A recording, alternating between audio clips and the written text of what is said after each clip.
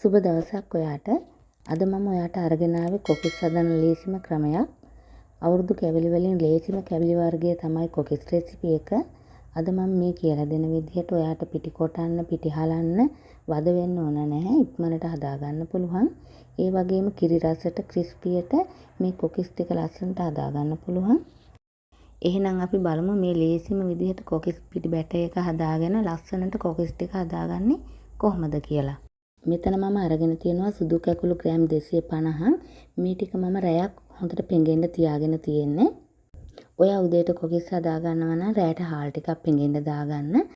එතකොට හාල් ටික හොඳ ක්‍රීම් එකක් වගේ අඹර ගන්න පුළුවන්. ඊට පස්සේ හාල් ටිකේ වතුර ටික මම හොඳට බේරගෙන බෙන්ඩ කප් එකට දාගන්නවා මේ ටික අඹර ගන්න. තව අපට ඕන වෙන ඔකු පොල් කිරි මම මෙතන අරගෙන තියෙනවා පොල් කිරි මිලිලීටර් 300.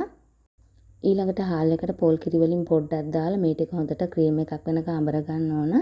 පොල් කිරි ගොඩක් දාගන්න එපා. එතකොට අපිට මේ හාල් ටික කොටා ගන්න අමාරුයි. ඒ හින්දා මුලින්ම පොල් කිරි පොඩ්ඩක් දාලා මේ හාල් ටික ක්‍රීම් එකක් වෙනකම් හොඳට අඹර ගන්න. දැන් හාල් ටික මම අඹරගෙන තියෙන හොඳට ක්‍රීම් එකක් වගේ පොඩ්ඩක්වත් කෑලි නැහැ. හාල් ටික හොඳට පෙඟිලා තියෙන හින්දා ගොඩක් අමාරු නැහැ අඹර ගන්න. ලේසියෙන්ම අඹර ගන්න පුළුවන්. ඊට පස්සේ මේ ටික මම භාජනයකට මාරු කරගන්නවා. බෙන්ඩ කප් එකට පොල් කිරි ටිකක් දාලා ඒකේ තිබ්බ හාල් පිටි ටිකත් හොදලා මම එකතු කරගන්නවා. ඊළඟට කහ කුඩු තේ හැඳි භාගයක්, ලුණු ටිකක්, ඔයාගේ රස අනුව ලුණු එකතු කරගන්න. සීනි තේ හැන්දක් එකතු කරගන්න. සීනි එකතු කරගත්තාම කොකිස් ටික ලස්සනට බැද ගන්න පුළුවන්. ඔයාට මේකට කැමති නම් බිත්තරයක් එකතු කරගන්න පුළුවන්. බිත්තරයක් එකතු කරගන්නවා නම් හාල් 250ට බිත්තරයක් වැඩි. ඒ හින්දා බිත්තරයකින් භාගයක් වෙන්න එකතු කරගන්න. පිටි බැටර් එක හදා ගන්නකොටත් ගොඩක් ඝනට හදා ගන්න එපා. එතකොටත් අපිට කොකිස් එක කන්න අමාරුයි. ගොඩක් දියාරුවටත් නැතුව මේ පදමට අනා ගන්න. පිටි බැටර් එක හදාගත්තට පස්සේ ඒ වෙලේම කොකිස් ටික හදා ගන්න අරගන්න. ටිකක් වෙලා තියලා කොකිස් හදන්න ගත්තොත් කොකිස් වල බුබුලු වගේ එනවා. ඒ හින්දා ඒ වෙලේම හදන්න අරගන්න. මම අද කොකිස් ටික හදාගන්නේ non stick කොකිස් අච්චුවකින්. මේ කොකිස් අච්චුවකින් හදා ගන්නවා නම් ඉක්මනට ගැලවෙන හින්දා අපිට ලේසියෙන් හදා ගන්න පුළුවන්.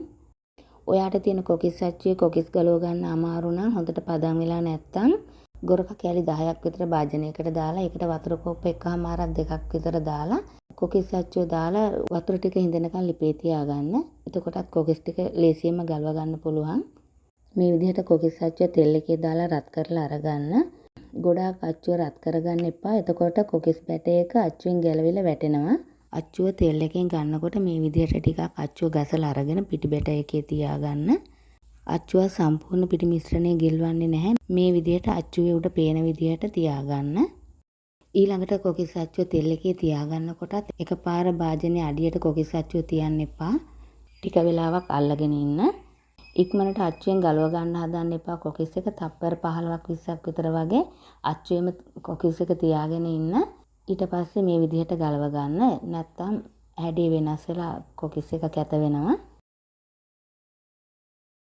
කොකිස් ටික ලස්සන පාටට ක්‍රිස්පියට බැදෙනකොට තෙල් ටික හොඳට බේරලා අයින් කරගන්න. පැතලි ලොකු භාජනයක් අරගන්නවා නම් කොකිස් ටික බැද ගන්න. ඔයාට එකවර කොකිස් 4-5ක් බැද ගන්න පුළුවන්. එතකොට ඉක්මනින් හදා ගන්නත් පුළුවන්. ආයෙත් කොකිස් අච්චුව පිටි බැටර් එකේ තියන්න කලින් කොකිස් අච්චුව රත් වෙලා තියෙන්න ඕන. සැරෙන් සැරේ පිටි මිශ්‍රණයත් කලවම් කරගන්න. නැත්නම් පිටි ටික අඩියට බහිනවා. ටික වෙලාවක් කොකිස් ටික හදාගෙන යනකොට පිටි මිශ්‍රණය උකු වුණොත් පොල් කිරි පොඩ්ඩක් දාලා පිටි මිශ්‍රණය හදාගන්න. මේ පාර අවුරුද්දට ඔයාට දැන් පිටි කොටන්න, පිටි හලන්න වද වෙන්න ඕන නැහැ. ලේසියෙන්ම කොකිස් ටික රසට ක්‍රිස්පියට හදාගන්න පුළුවන්.